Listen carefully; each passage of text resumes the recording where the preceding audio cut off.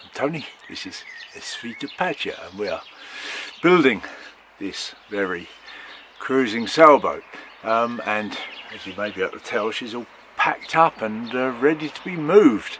Expecting the truck to come in a day or two, pick her up, move her up to the marina.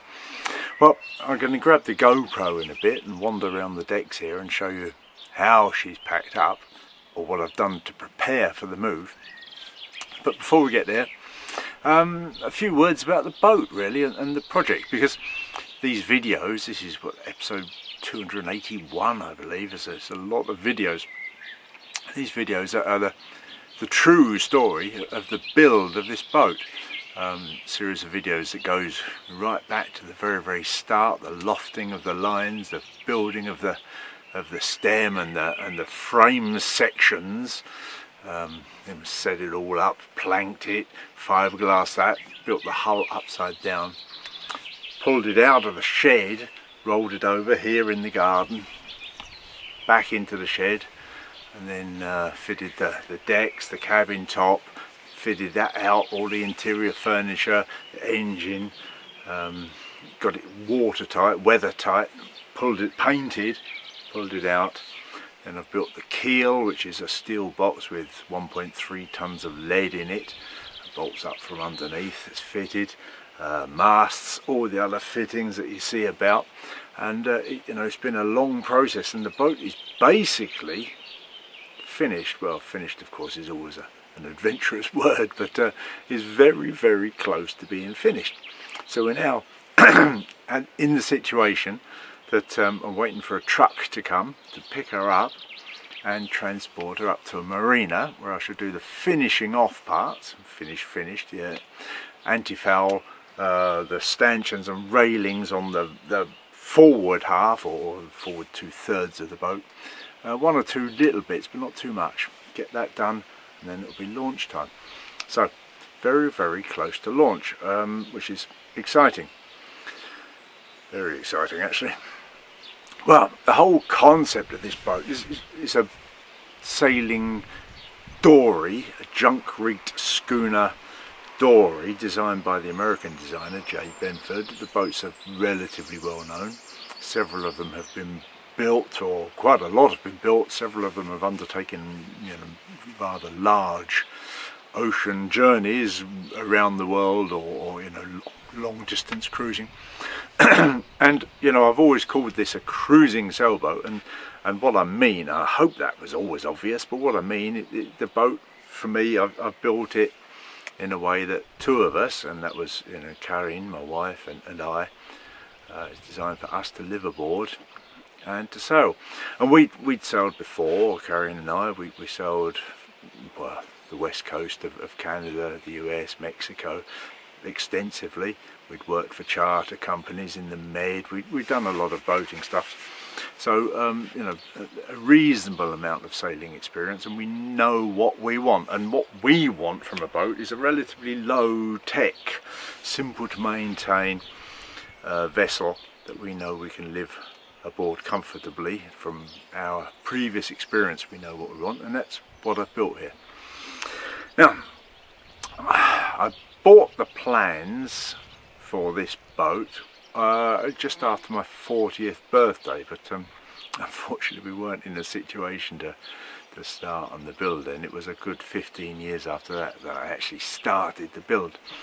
And now we're looking at 5 years and 9 months, I believe today actually, or within a couple of days at the very least, of build. So that's how long it's taken me. Of course I videoed it and edited the videos along the way, basically one video a week, and that takes a fair bit of time out of the process. So one whole day and a bit more than one whole day each week, so that slows the process, and also fiddling around with the camera and whatever slows the process down. So certainly if you weren't videoing it, you could build one significantly faster.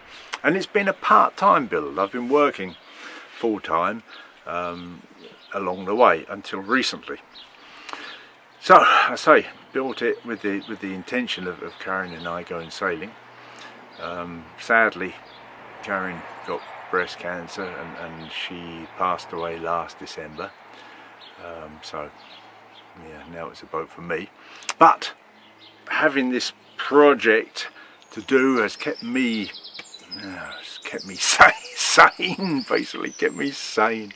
And you know, I've worked in since Karen's death.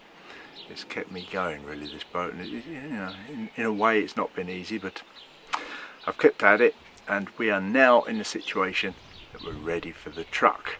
So I say I'm going to swap over to the GoPro now, grab that, walk around the decks, show you what I've prepared for the move, and we'll go on from there.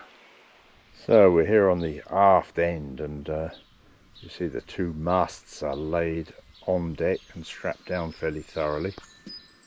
That's the two masts. Put them on last week, you saw that in the video. And I've now dropped the bimini down, and it's now strapped to that whole bundle, strapped pretty securely. I'll just show you the strapping for the masts here, with some ropes and some of those wind-up webbing straps. The bimini is down with some very good quality webbing straps, and under there I've also got the sail bundles,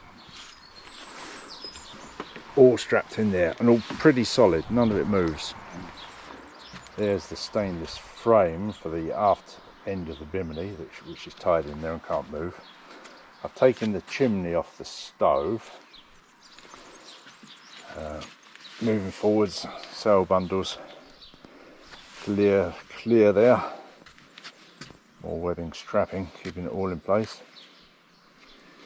Coming forwards, you see the masts, and they sit nicely in the pulpit there. Those all strapped down, and so that's us ready for the move, and all secure, all feels very solid. I'm pleased with the way, you know, it feels, and that nothing should move. And I say, as far as I know, I'm ready. Now just turn around. One of the issues I have is that I haven't seen this truck. You know, a guy from the trucking company was here, looked at the boat. That was before I'd put the keel on, admittedly, but he was here, looked at the boat, looked at the garden, was happy with the situation. But I personally haven't seen the truck, so I don't quite know what to expect. Our driveway is it's a bit narrow. It's wide enough to get the boat. I've done measurements, can certainly get it there, but I don't know how long this truck is and how that's going to be getting it in there and around and to here. We will see, I guess. Well, it's the day of the move, or at least what we hope will be the move. As you may tell, I've still got a little bit of doubt. Not doubt's not the right word, but the thing is, I haven't seen this truck, and I don't know how big it is and whether it can get into our yard. I said one of the guys was here and said, "Oh, no trouble," but I hope he's right. But I phoned them yesterday. They're supposed to be coming between 10 and 11. It's a long time before that, but I'm up and I'm a little bit nervous today. We'll see how it goes. I've just got to take out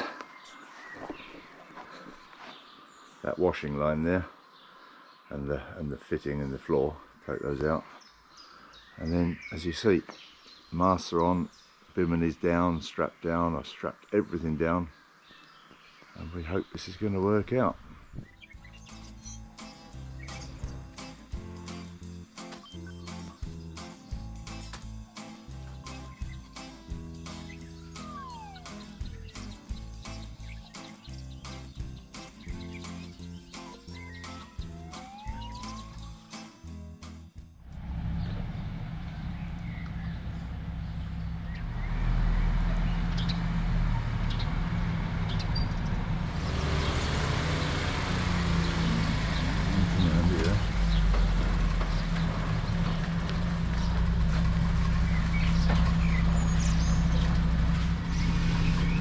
Good.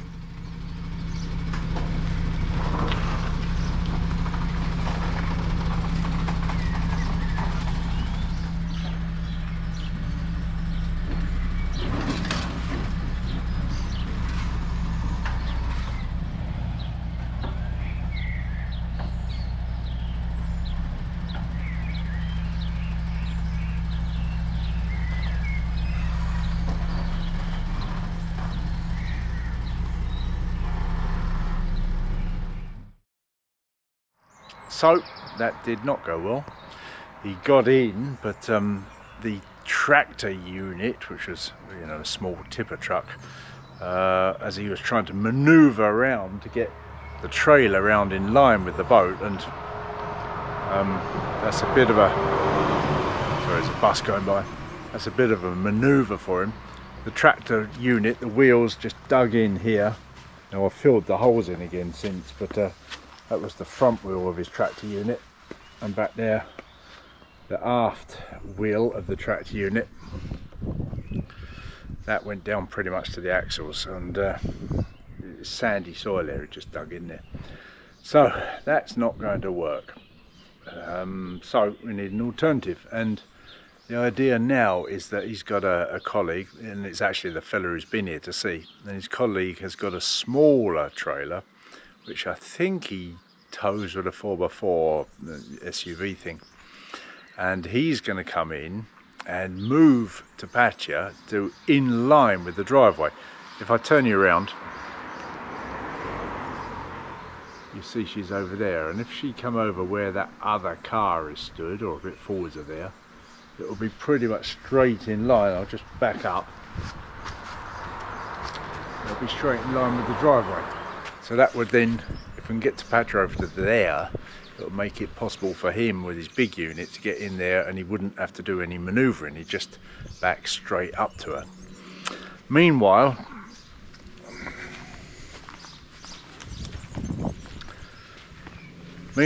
up at the entranceway here, I thought it was a bit tight, and I'm going to take that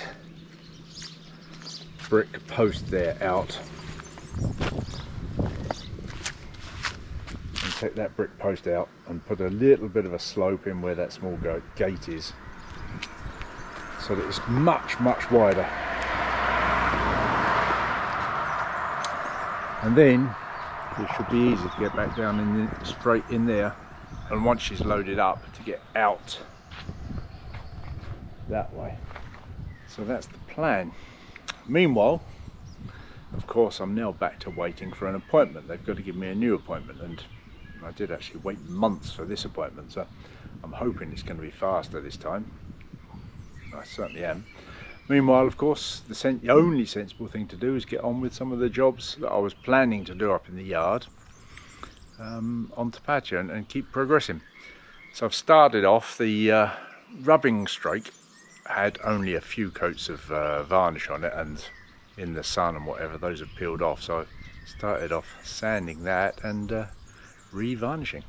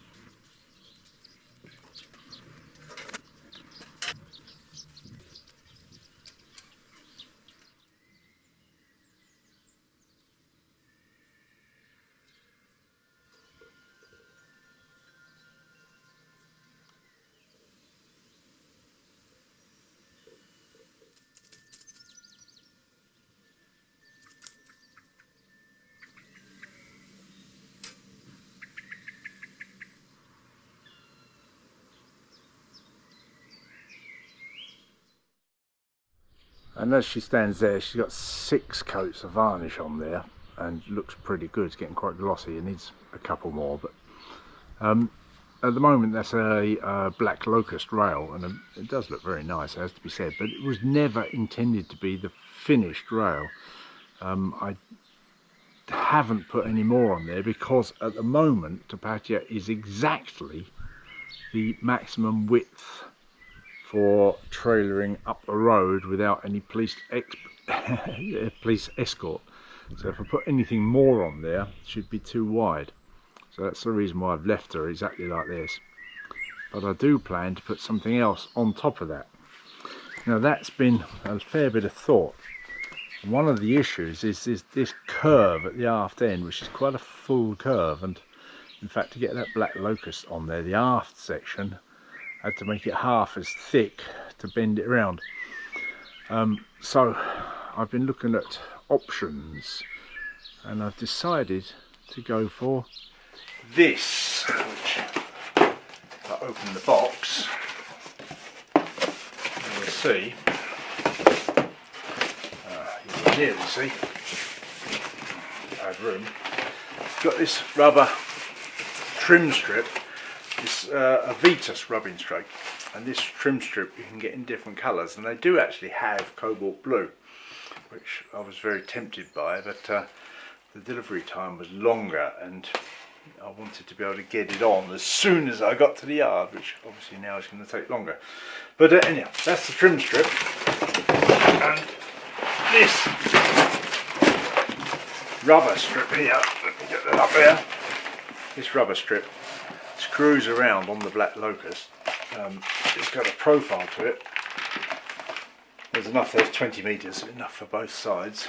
You screw it around and then just hammer that trim strip in there, and that will be a very good, effective rubbing strake. Obviously not quite as beautiful as wood. It's not as wide as the black locust, so you'll see a strip of black locust top and bottom. I think it will look quite nice. It's going to look a bit workboat like, but it will be a much better rubbing strake than wood. Wood, obviously, if it ever does its intended purpose, will basically get damaged, and this will take any rubbing loads, and say that's what I've decided to do. Got a couple of end pieces just to tidy off the ends, and 4 of those, 2 packs, and the whole thing is quite an effective system, I think. I want to just give another shout out to Hazel and her sailing channel, Sailing Alania Wally. The link is in the video description. She's releasing videos once every 2 weeks. She's sailing her junk-rigged ketch in Scotland at the moment. Beautiful scenery, nice sailing videos. I think, you know, clearly I am biased, but I think she's doing a great job of it.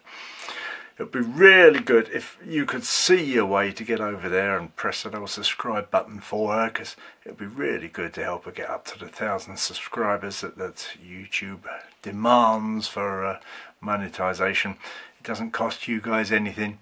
I would appreciate it. I'm sure she would as well. So if you'd like to watch, you know, beautiful scenery, junk rig sailing, calm, bit of humour, she's over there, Sailing Alania Wally. So the old list is looking a bit shorter now. It's good. You might remember that fixed down the starter battery was on there. I've done that. It comes with a strap and some fittings, so it's just a case of screwing them on. Not a big job at all. I'll just show you that quickly. Those fittings are where they may get upgraded at some stage, but other than that, it's strapped down and all secure. Then there was one one little piece of stainless steel work that I wanted to do.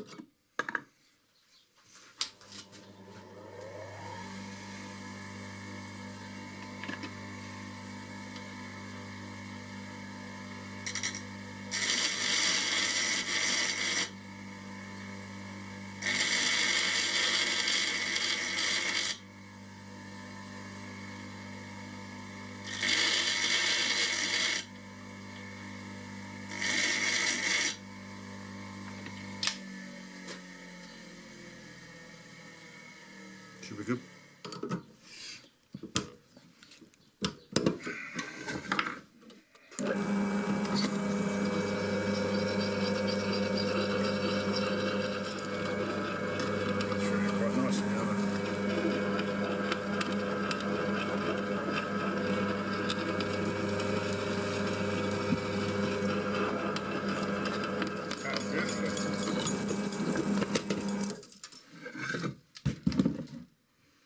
That bit soft, Graham.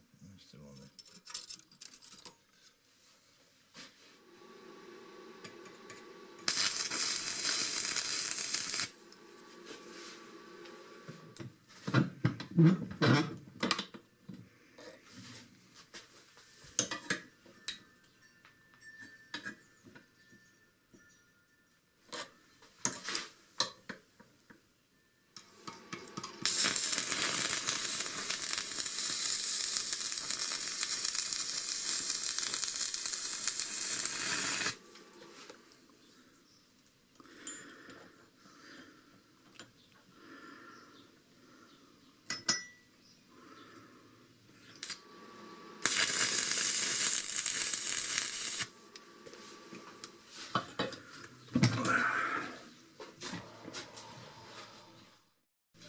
What's going on out here then? Looks like someone's got a construction project. Indeed. Building a nice overhang for the summer. Better hurry up. Yeah.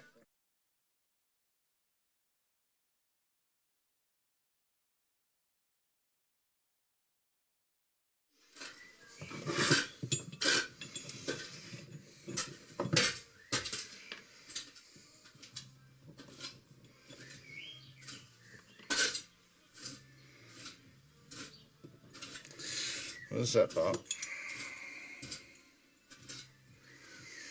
Gonna make the other bit, the fork.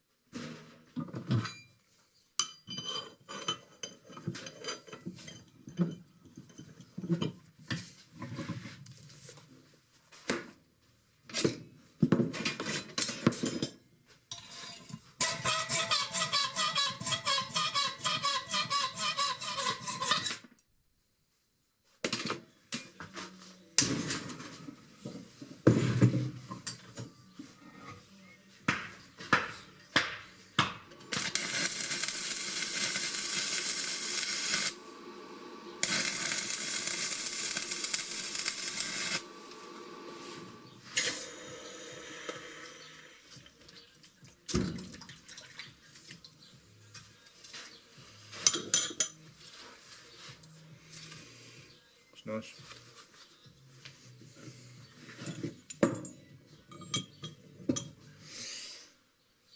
Yeah, should be good.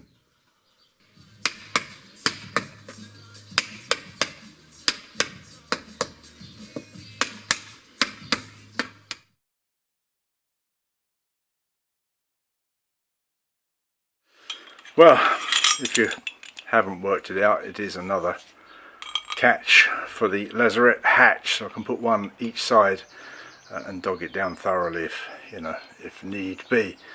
Yeah, pull it down good and tight securely, and they're good solid catches. I like these bronze, actually I think it's M58 brass fittings.